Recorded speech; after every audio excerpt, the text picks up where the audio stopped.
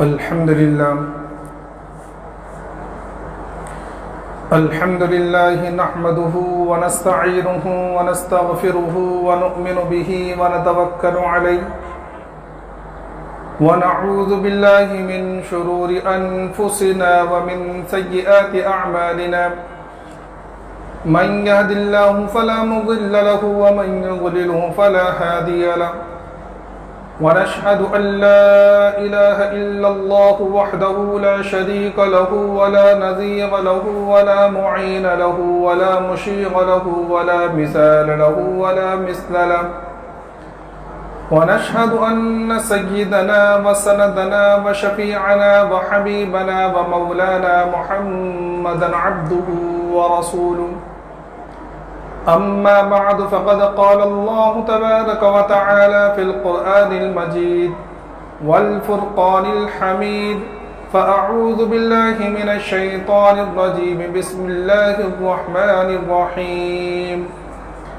إن أول بيت وضع للناس للذي ببكة مباركا وهدى للعالمين فيه آيات بينات مقام إبراهيم ومن دخله كان آمنا ولله على الناس حج البيت من استطاع إليه سبيلا ومن كفر فإن الله غني عن العالمين صدق الله العظيم.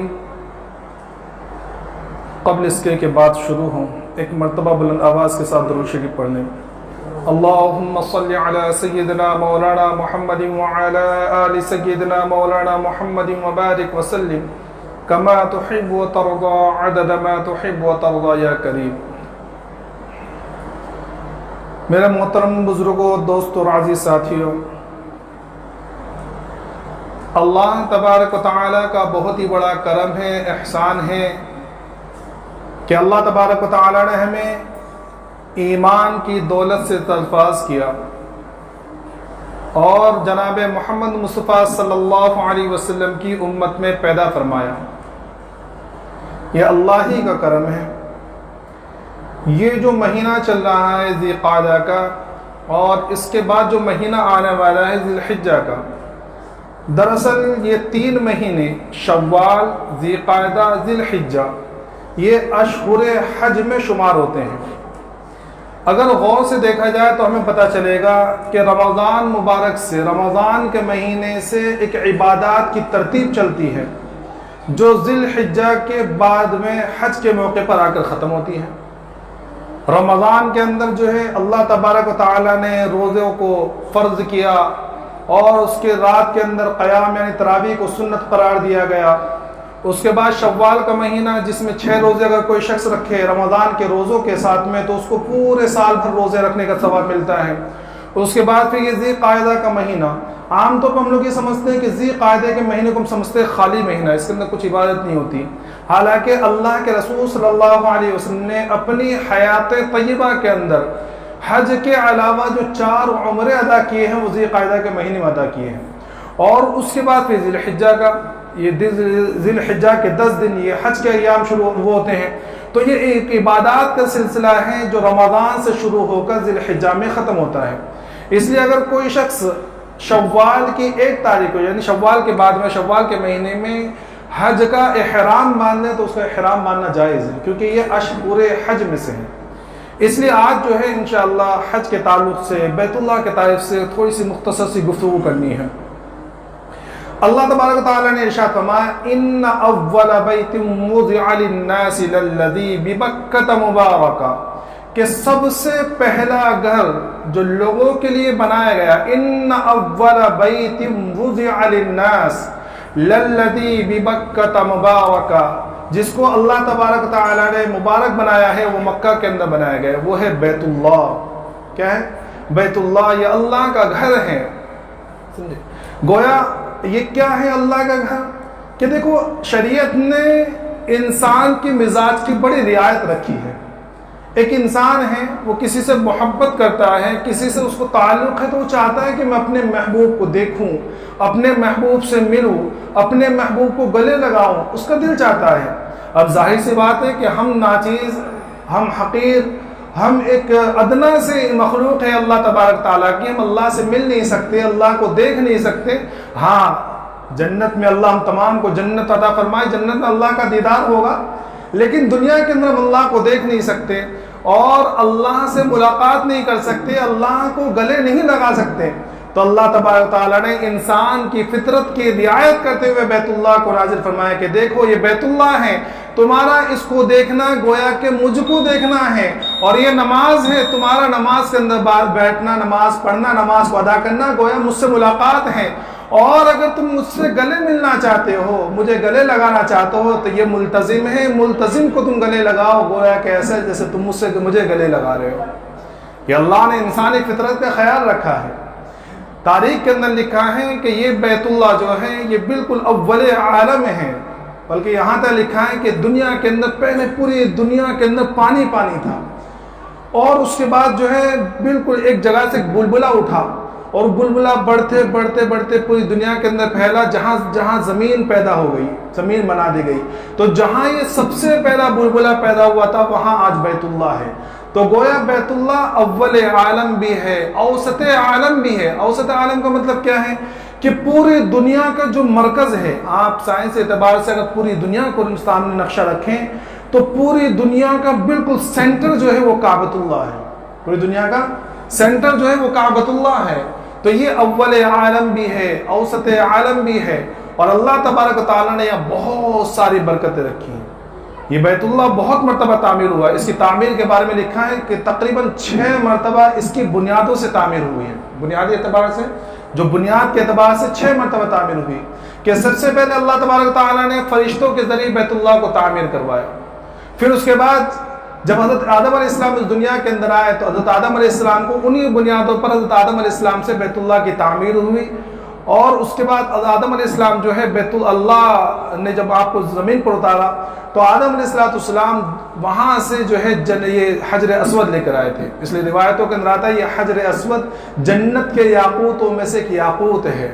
یہ حجر اسود کی تاریخ بھی بڑی عجیب اور بڑی دلچسپ ہے کہ اللہ تبارک تعالیٰ نے حجر اسود کو بڑا مبارک بنایا ہے۔ اللہ کے رسول صلی اللہ علیہ وسلم فرمایا کہ یہ حجر اسود جو اس کا استلام کرتا ہے کل قیامت میں یہ گواہی دے گا، اور اللہ اس کو 2 ہونٹ عطا فرمائیں گے جس سے یہ بتلائے گا کہ فلاں نے میرا استلام کیا تھا، فلاں نے میرا استلام کیا تھا، یا اللہ تو اس کی بخشش فرما، تو اس کی بخشش فرما۔ اور ایک روایت کے اندر آتا ہے کہ اللہ کے رسول صلی اللہ علیہ وسلم نے ارشاد فرمایا کہ حجر اسود کو استلام کرنا، حجر اسود کو بوسہ دینا گویا اللہ تبارک و تعالیٰ کو بوسہ دینا ہے، سمجھ میں؟ یہ بڑا متبرک پتھر ہے، اور لکھا ہے کہ اس کے اندر کہ اتنا بابرکت ہونے کے باوجود، اتنا متبرک ہونے کے باوجود، اور جنت کا پتھر ہونے کے باوجود یہ دنیا کے حوادث سے محفوظ نہ رہ سکا۔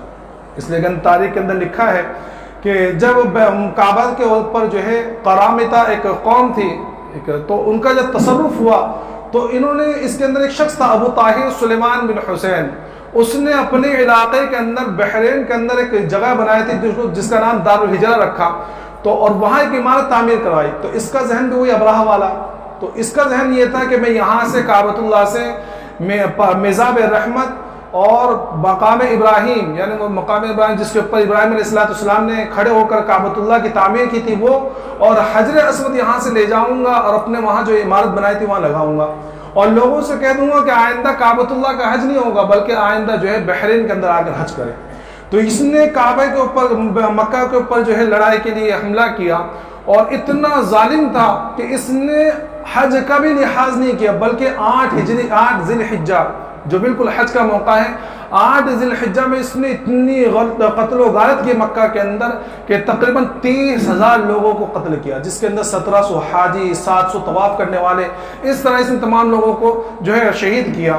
اور پھر اس کے بعد میزاب رحمت، آپ نے دیکھا ہوگا جو لوگ حج کرنے آئے ہیں یا حج کرنے کے لیے جو گئے ہیں، جو حج کر آئے ہیں، کہ کعبۃ اللہ میں ایک طرف جو ہے کہ پرنالا نکلا ہوا ہے، جہاں کعبے کے اوپر جب بارش ہوتی ہے تو وہاں سے وہ پانی نیچے گرتا ہے، تو اس کو میزاب رحمت کہتے ہیں۔ تو اس کو چرانے کے لیے، اس کو نکالنے کے لیے اس نے 2 شخصوں کو اوپر بھیجا، لیکن اللہ کی قدرت کے وہ دونوں شخص جیسے اوپر چڑھے، اللہ کی قدرت سے وہ دونوں نیچے گر گئے، وہیں مر گئے، تو یہ تو اس سے محفوظ رہ گیا۔ مقام ابراہیم کے لیے یہ کیا کہ وہاں کے جو خدام تھے حرم کے، اس وقت ان لوگوں نے مقام ابراہیم کو ایک جگہ چھپا دیا۔ حجر اسود ان کے ہاتھ لگ گیا.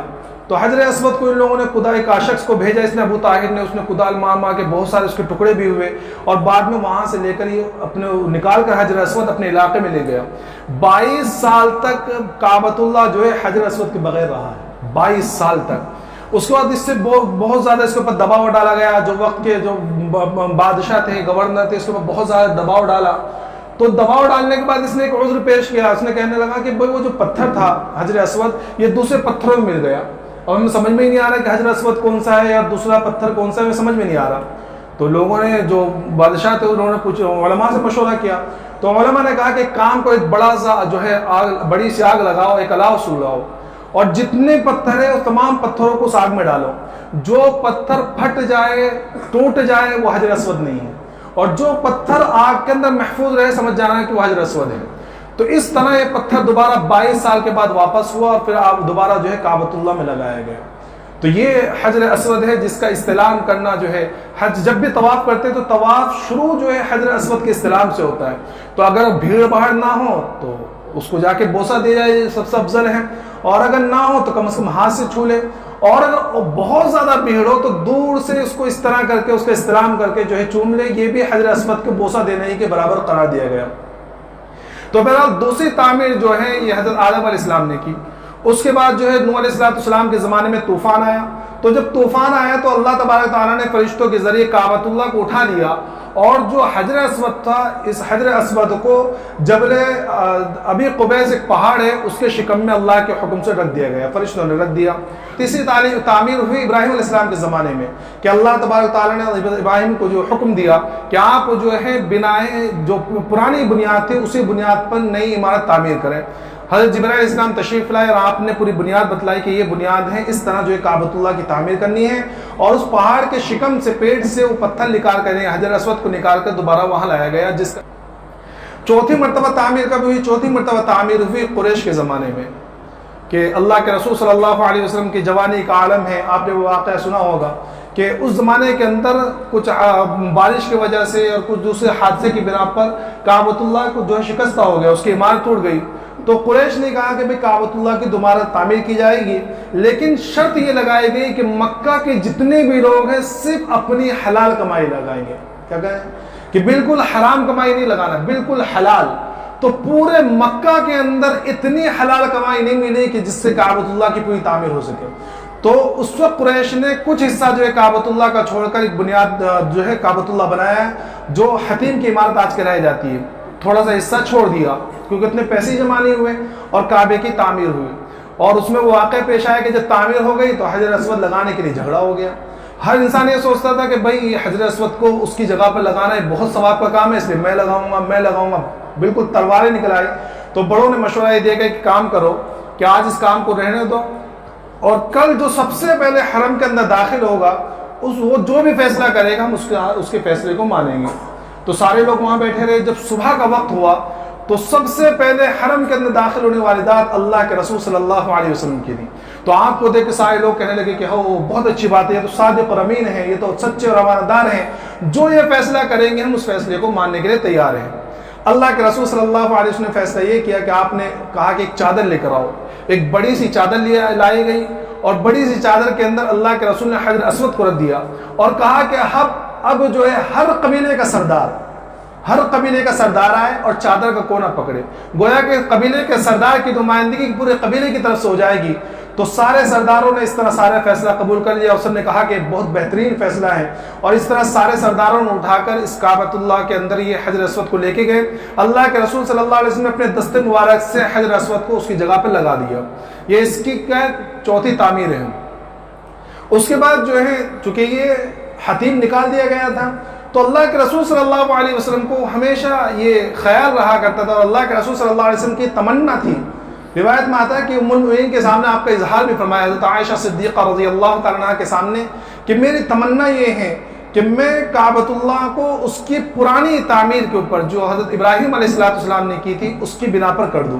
لیکن اس وقت میں اس لیے نہیں کرتا کہ جو نو مسلم لوگ ہیں وہ یہ نہ سوچے کہ وہ اس سے بدعقیدہ نہ ہو جائیں, اس لیے میں اس کو ابھی چھوڑے ہوئے ہوں. لیکن یہ تمنا کرنے کے بعد کچھ مہینوں کے بعد ہی اللہ کے رسول صلی اللہ علیہ وسلم اس دنیا سے پردہ فرما گئے. لیکن حضرت عائشہ صدیقہ رضی اللہ تعالیٰ عنہ کے جو بھانجے تھے حضرت عبداللہ ابن زبیر رضی اللہ تعالیٰ عنہ، ان کو پاس یہ حدیث پہنچی ہوئی، تو ان کو بھی معلوم تھا کہ اللہ کے رسول کی تمنا یہ تھی. تو جب خلفائے راشدین کا زمانہ گزرنے کے بعد جب آپ کی خلافت قائم ہوئی مکہ کے اندر، تو آپ نے اللہ کے رسول صلی اللہ علیہ وسلم کی تمنا کے مطابق دوبارہ جو ہے حتیم کو کعبۃ اللہ کے اندر شامل کر دیا اور 5ویں مرتبہ اس کی تعمیر کرائی، سمجھے. لیکن اس کے بعد اس امت کا جو ظالم حجاج ابن یوسف، اس نے جب دوبارہ حضرت عبداللہ ابن زبیر رضی اللہ تعالیٰ عنہ کی اس کی جنگ ہوئی اور کعبۃ اللہ کے اوپر اس نے حملہ کیا، تو جب حضرت عبداللہ ابن زبیر رضی اللہ تعالیٰ عنہ کی شہادت ہو گئی تو اس نے یہ گوارا بھی نہیں کیا کہ کعبۃ اللہ کو اسی حالت پر رکھا جائے، کیونکہ اس نے سوچا کہ اسی حالت پر رہے گا تو حضرت عبداللہ ابن زبیر کی بہت زیادہ تعریف ہوگی کہ آپ نے اتنا بڑا کام کیا. تو اس نے یہ کہا کہ بھئی انہوں نے اپنی تعمیر جو اپنے من سے کر دی تھی، اللہ کے رسول کی ایسی کوئی حدیث نہیں ہے، اور اس نے دوبارہ جو ہے حتیم کو باہر نکال دیا دین کے حصے کو، اور دوبارہ جو ہے قریش کی بنیادوں پر جو ہے کعبۃ اللہ کی تعمیر کی.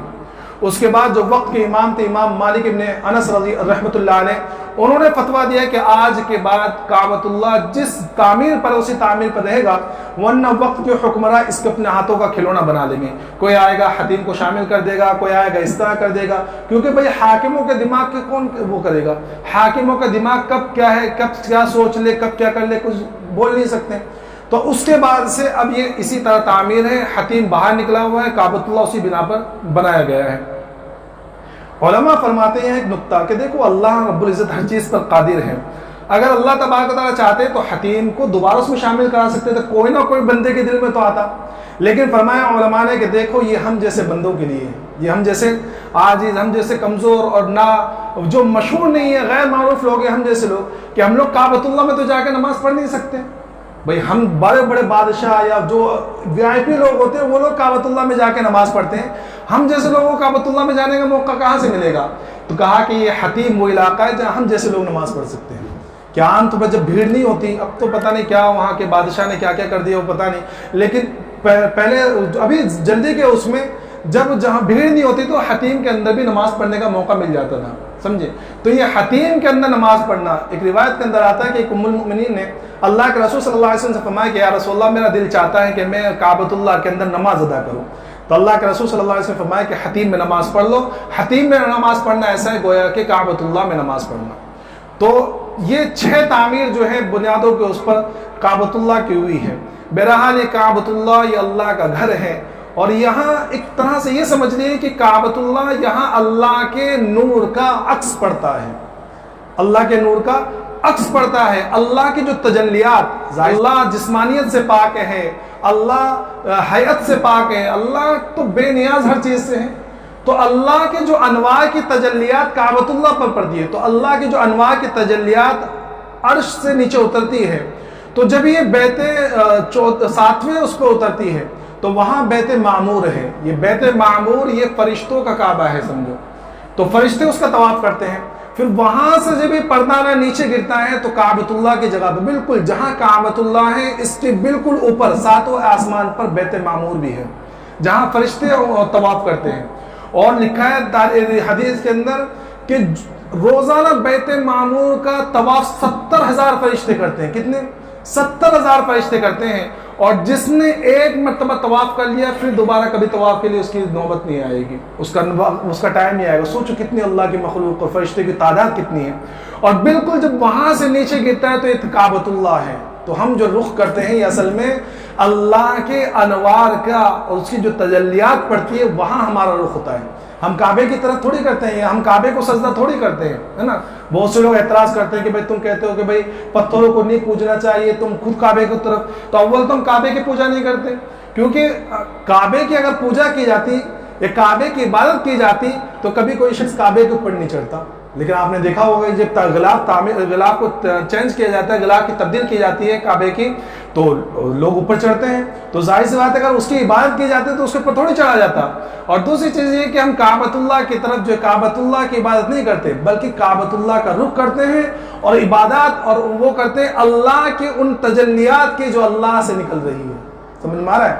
تو ابراہیم علیہ السلام نے جب یہ کعبۃ اللہ کی تعمیر کیا تو اللہ کی طرف سے اعلان ہوا کہ آپ جو ہے اعلان کیجئے کعبۃ اللہ کے حج کے لیے. تو ابراہیم علیہ السلام نے کہا کہ یا اللہ میں ایک انسان کہ میری آواز کہاں تک پہنچے گی؟ تو اللہ کی طرف سے ارشاد ہوا کہ آپ کا کام ہے آواز لگانا، اور ہمارا کام ہے اس آواز کو دنیا تک پہنچانا۔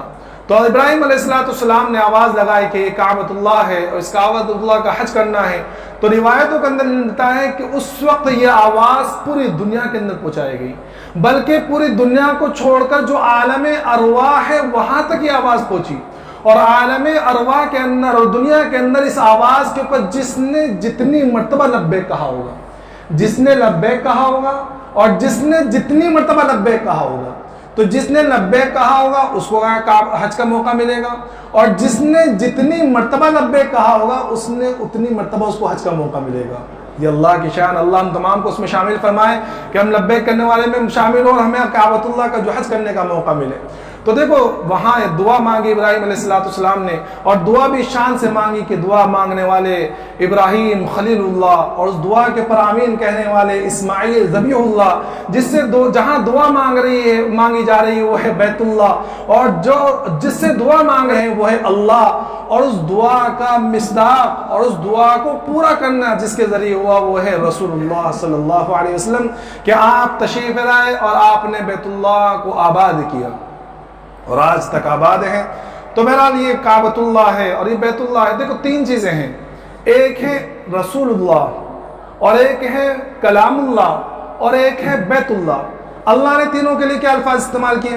فرمایا رسول اللہ کے لیے استعمال ہوا رحمت للعالمین، کہ پورے جہانوں کے لیے رحمت، قرآن کے لیے، کلام اللہ کے لیے فرمایا ذکر للعالمین، پوری دنیا کے لیے نصیحت، اور کعبۃ اللہ کے لیے استعمال ہوا ہدی للعالمین، پوری دنیا کے لیے ہدایت۔ تو پتہ چلا کہ کعبۃ اللہ یہ مرکز ہدایت بھی ہے، یہاں سے سارے لوگوں کو ہدایت ملتی ہے۔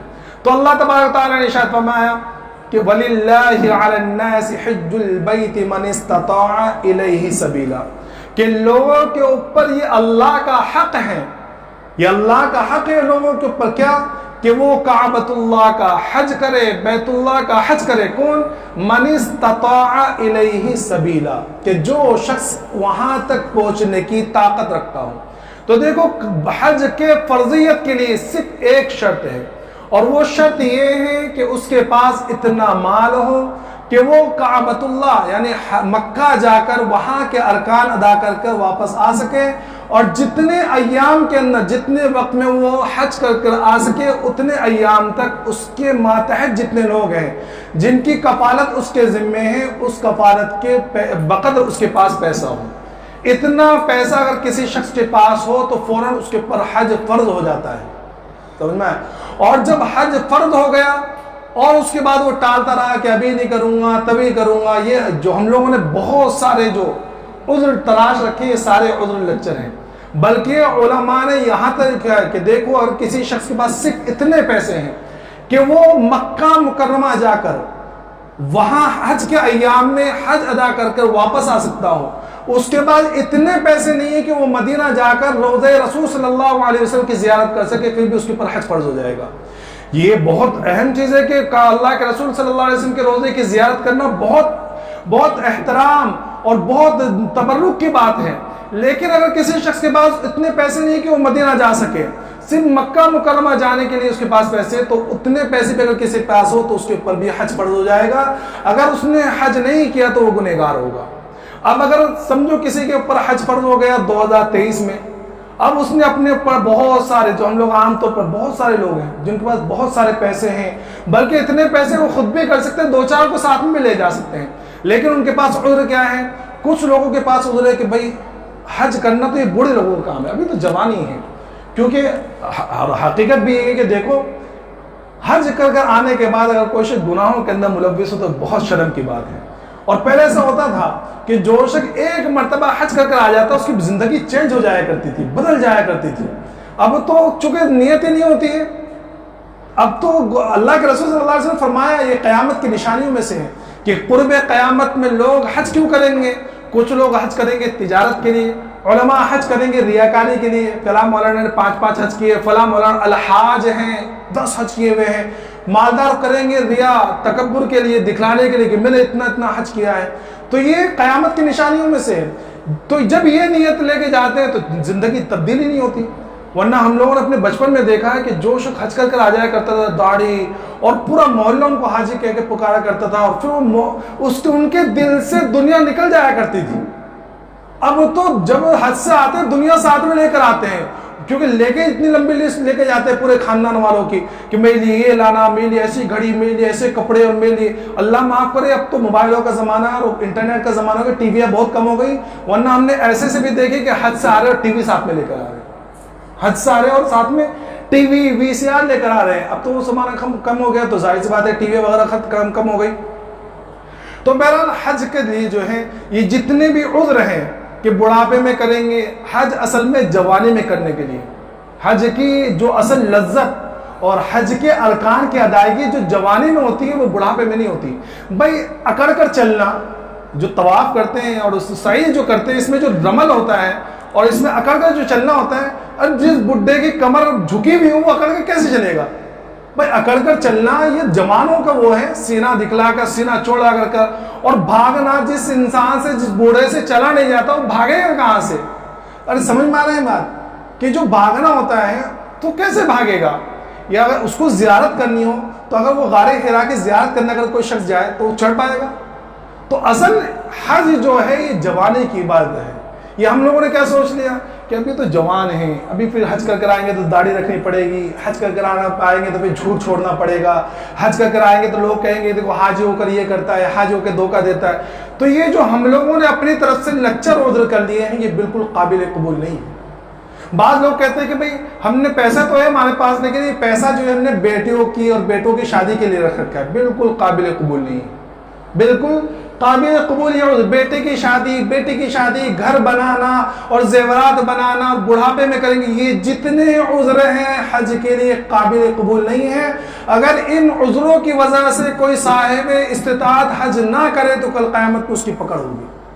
ہاں ایک عذر ہے جو قابل قبول ہے، وہ ہے قرض، کہ اگر کسی شخص کے پاس پیسہ تو ہے لیکن اس کے اوپر قرض اتنا ہے کہ اگر وہ قرض ادا کرے گا تو اس کا حج نہیں ہوگا، تو اس کے لیے ضروری کہ پہلے قرض ادا کرے، پہلے قرض ادا کرے۔ لیکن میں ہمیشہ کہتا ہوں کہ ہماری تو گنگا بالکل الٹی بہتی ہے کہ یہ تو ہوتا ہے کہ ہم بچوں کے لیے حج نہیں کریں گے یا شادیوں کے لیے حج نہیں کریں گے یا بڑھاپے کے لیے حج نہیں کریں گے کہ بڑھاپے میں حج کریں گے، لیکن اگر کسی شخص کے اوپر قرض ہو تو قرض کے لیے کبھی ایسا نہیں کہ حج نہیں چھوڑے، قرض ہے اور نفل حج کرنے چلے جاتے ہیں، قرض ادا نہیں کریں گے لیکن نفل حج کر رہے ہیں، قرض دبائے ہوئے ہیں، اس کا پیسہ دبائے ہوئے ہیں، اس کا پیسہ خود چھوٹے ہوئے ہیں، بھائیوں کی وراثت دبائے ہوئے ہیں، غریبوں کا مال لوٹے ہوئے ہیں اور حج پہ حج کر رہے ہیں اور عمرے پہ عمرے کر رہے ہیں اور اسٹیٹس لگا رہے ہیں وہاں کے دیکھو ہم عمرہ کر آئے، ہم حج کر، جس وجہ سے حج کو روک دیا گیا کہ تم حج مت کرو پہلے قرضہ ادا کرو، وہ تو ہم ضرور کرتے ہیں اور جہاں کوئی عذر نہیں ہے وہاں عذر کر لیتے ہیں اور حج نہیں کرتے ہیں۔ یہ ہمارا ذہن ایک دم ایسا الٹا بنا ہوا ہے۔ تو میرا محترم دوستو، اگر کسی شخص کے پاس پیسہ ہے، صاحب استطاعت ہے، تو اس کے لیے ضروری ہے کہ وہ پہلے حج کرے۔ باقی میں نے بتلایا کہ جتنے عذر ہیں یہ بالکل قابل قبول نہیں ہے۔ ہاں نفل حج ہے تو نفل حج اگر کا ہے تو اس کے لیے دوسرے جو مصلحتیں ہیں ان کی وجہ سے اگر چاہے تو وہ اس چیز کو چھوڑ سکتا ہے کہ بھئی اپنے نفل حج چھوڑ دے، پہلے وہ کام کرے۔ کبھی کبھی ایسا ہوتا ہے کہ نفل حج لوگ کر رہے ہیں لیکن رشتہ داروں کے اندر اتنی بیچارے غریب ہیں کہ وہ بھوکے مر رہے ہیں، تو یہ جو ہے بالکل اس کا حج قابل قبول نہیں ہے۔ سمجھے؟ ایسے حج جو دوسرے تمام مصلحتوں کو چھوڑ کر اور دوسری جگہ صرف نام و نمود کے لیے حج کیا جا رہا ہے، ایسے حج قابل قبول نہیں ہے۔ ہاں اگر کوئی شخص کسی انسان کے گھر بسانے کے لیے یا کسی انسان کی ضرورتیں پوری کرنے کے لیے اپنے نفل حج کو چھوڑ دے تو اللہ کی طرف سے بڑا اس کے لیے ثواب کا وعدہ ہے۔ ایک واقعہ سنا کر اپنی بات کو ختم کروں گا۔ حضرت شیخ رحمۃ اللہ علیہ نے یہ واقعہ فضائل حج کے اندر بھی لکھا ہے کہ ربیع ابن سلیمان رحمۃ اللہ علیہ اللہ علیہ گزرے ہیں، تو ایک مرتبہ انہوں نے حج کا ارادہ کیا، نفل حج تھا، تو حج کا ارادہ کیا، ان کے ساتھ میں ان کے بھائی بھی تھے، دوسرے بہت سارے رفقا جماعت ہو گئی، تو جب یہ حج کے نکلے تو ایک جگہ جو ہے پڑاؤ ہوا، تو وہاں یہ سامان لینے کے لیے نکلے کہ بھئی کچھ سامان لے کر آ جاؤں۔ تو جب یہ سامان لینے کے لیے نکلے تو دیکھا کہ ایک کھچر مرا پڑا ہے اور ایک عورت جو ہے اس کھچر کے گوشت کو کاٹ کاٹ کر ٹکڑے ٹکڑے کر رہی ہے، اور اس کے بعد اس نے اپنی تھیلی میں وہ گوشت رکھا اور لے کے چل دی۔ تو انہوں نے سوچا کہ پتہ نہیں یہ عورت جو ہے بھٹیارن ہوگی تو یہ کھانا وانا بنا کر غریبوں ہوٹل میں کھلا دے گی، تو یہ تو بہت غلط بات ہے، اس بات سے روکنا چاہیے، تو یہ اس کے پیچھے چل پڑے۔ تو آگے چل چل کے وہ ایک علاقے میں پہنچی محلے کے اندر، اور دروازہ کھٹکھٹایا تو اندر سے آواز آئی کہ کون ہے؟ تو اس نے کہا کہ کون؟ میں بدحال ہوں، میں ہی ہوں۔ دروازہ کھولا گیا، اندر سے دیکھے کہ 4 لڑکیاں نکلی جن کے چہرے سے بالکل مصیبت اور غم زدگی کے آثار نظر آ رہے تھے۔ تو یہ عورت اندر گئی اور اندر جا کے اپنے بیٹے کے سامنے جو ہے وہ گوشت رکھ دیا، کہا کہ جاؤ اس کو پکا لو، اور پکانے کے لیے کہہ دیا۔ تو ربیع بن سلیمان یہ سارا واقعہ دیکھ رہے تھے، انہوں نے دروازہ کھٹکھٹایا تو اندر سے آواز آئی کہ کون ہے؟ کہا کہ میں ربیع ہوں۔ کہا کہ ہم بدحال اور مصیبت زدہ سے تمہیں کیا کام ہے؟ تو وہ کہنے لگے کہ اللہ کی بندی خچر مردار ہیں، اور مردار جو ہے صرف مجوسیوں کے ایک فرقے کے علاوہ کسی بھی جماعت کے اندر مردار کھانا حلال نہیں ہے، تم ایسا کام نہ کر۔ تو انہوں نے کہا، اس عورت نے اندر سے کہا کہ میں غمزدہ ہوں، اور میں جو ہے اللہ کے رسول صلی اللہ علیہ وسلم کی خاندان سے سیدہ ہوں، لیکن میں ایسے اضطرار کی حالت میں ہوں غریبی کی وجہ سے کہ اس وقت میرے اوپر مردار کھانا حلال ہو گیا ہے، بالکل غریب، بہت دنوں سے ہمارا فاقہ ہے، حالانکہ ہم لوگ سیدہ ہیں، اللہ کے رسول کے خاندان والے ہیں، لیکن ہمارے لیے مانگنا جائز نہیں ہے، اور کسی کو ہماری فکر نہیں، کسی کو ہمارے حالات معلوم نہیں ہے۔ تو ان کو بڑا رنج ہوا، ان کے آنکھوں میں آنسو آ گئے۔ یہ وہاں سے اپنے جہاں ٹھہرے ہوئے تو وہاں واپس آئے، اپنے بھائی سے کہنے لگے کہ بھائی میں اب حج کو نہیں جاؤں گا۔ بھائی نے بڑا سمجھایا کہ بھائی کیا کر رہے ہو تم، اب تو بالکل قریب ہے، ہمیں جانا چاہیے، حج کی اتنی فضائل ہیں، اور بہت سارے فضائل گرائے، لیکن یہ کہنے لگے کہ نہیں میں اب حج کو نہیں جاؤں گا، تم مجھے میرے حال پہ چھوڑ دو۔ اور انہوں نے جو ان کے پاس 600 درہم تھے، وہ 600 درہم سے کچھ آٹا خریدا، کچھ کے جو دوسرے اناج وغیرہ خریدے اور جا کے وہاں دے دیے، اور باقی کے جو درہم تھے وہ ان کے اس عورت کے ہاتھ میں دے دیے۔ تو اس عورت نے ان کو بڑی دعا دی کہ اللہ تمہیں جو ہے اس کا بدل عطا فرمائے۔ ایک بیٹی نے کہا کہ اللہ تمہیں اس سے بہترین بدل عطا فرمائے، اور ایک نے کہا کہ دنیا کے اندر ہی تمہارا اس کو نعمت بدل عطا فرمائے۔ بہت ساری سب نے دعائیں دی، اور یہ واپس آ گئے، اور ان کا جو قافلہ تھا وہ چلا گیا، یہ وہیں ٹھہرے رہے۔ بعد میں جو ہے وہاں حج ہو گیا، حج سے لوگ واپس آنے لگے، تو انہوں نے سوچا کہ بھئی اب میرا حج تو ہوا نہیں، میں تو گیا نہیں تھا، لیکن چلو چلتے ہیں، حاجیوں سے کم از کم اپنے لیے دعا تو کراتے ہیں، پتہ نہیں کسی حاجی کے لیے میرے لیے حق میں دعا قبول ہو جائے، میرے بخش ہو جائے۔ تو جب پہلا قافلہ آیا تو یہاں پہنچے، اور پہنچ کے کہنے لگے کہ بھئی جو ہے انہوں نے سلام دعا ہوئی، تو یہ کہنے لگے کہ بھئی میرے لیے بھی دعا کرنا۔ تو سامنے والا بندہ کہنے لگا کہ بھئی میرے لیے دعا کرنا، یہ دعا کیسی ہے؟ تو وہ کہنے لگے کہ بھئی ایک ایسے شخص کی ہے جو کعبۃ اللہ کے دروازے سے لوٹا دیا گیا ہو، کہ بالکل قریب آ کر اس کا حج نہ ہوا۔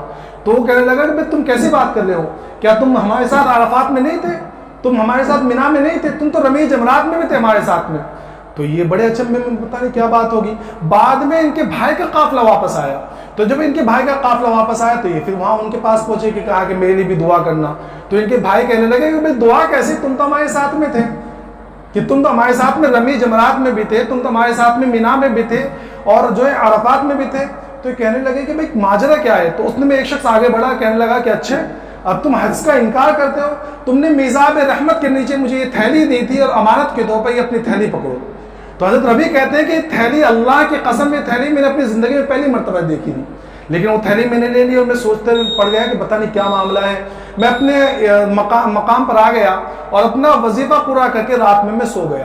جب میں رات میں سویا تو مجھے رات میں اللہ کے رسول صلی اللہ علیہ وسلم کی زیارت ہوئی، اور اللہ کے رسول صلی اللہ علیہ وسلم کی جب زیارت ہوئی میں نے آپ کا ہاتھ چوما اور آپ کو سلام کیا، تو حضرت اللہ کے رسول صلی اللہ علیہ وسلم نے مسکراتے فرمایا کہ اے ربیع تمہیں کتنے گواہ چاہیے کہ تمہارا حج ہو گیا؟ اتنے گواہ ہم نے پیش کر دی کہ تمہارا حج ہو گیا۔